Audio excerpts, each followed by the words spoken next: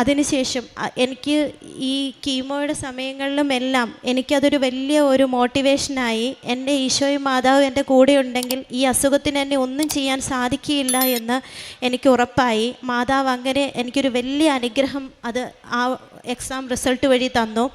അങ്ങനെ first chemo കഴിഞ്ഞു. Second chemo തൊട്ട് ഞാൻ ജോലി ചെയ്യാൻ പോകുന്നുണ്ടായിരുന്നു. 5-ാമത്തെ ദിവസം കീമോ കഴിഞ്ഞ് ജോലിക്ക് പോകുമ്പോൾ എനിക്ക് എഴുന്നേറ്റ് നിൽക്കാനുള്ള ആരോഗ്യം ഉണ്ടായിരുന്നില്ല. പക്ഷെ ജോലിക്ക് പോയില്ലെങ്കിൽ ശമ്പളം കിട്ടുകയില്ലായിരുന്നു.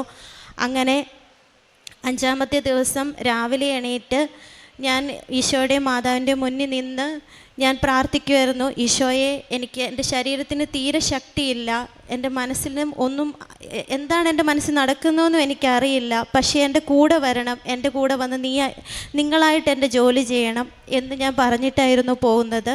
എല്ലാ ദിവസവും ഞാൻ പോകുമ്പോൾ അന്ന് ഉടമ്പടി എടുത്ത അന്ന് മുതൽ ഇന്ന് വരെ ഞാൻ ഉടമ്പടി കാശ് രൂപം എൻ്റെ കയ്യിൽ നിന്ന് മാറ്റിയിട്ടുണ്ടായിരുന്നില്ല. ഞാൻ എണ്ണ, ഉടമ്പടി തൈലം, വിശ്വാസ പ്രമാണം ചൊല്ലി ഞാൻ എൻ്റെ നെറ്റിയിലും വയറിലും തൂത്തിട്ടായിരുന്നു പൊയ്ക്കൊണ്ടിരുന്നത്.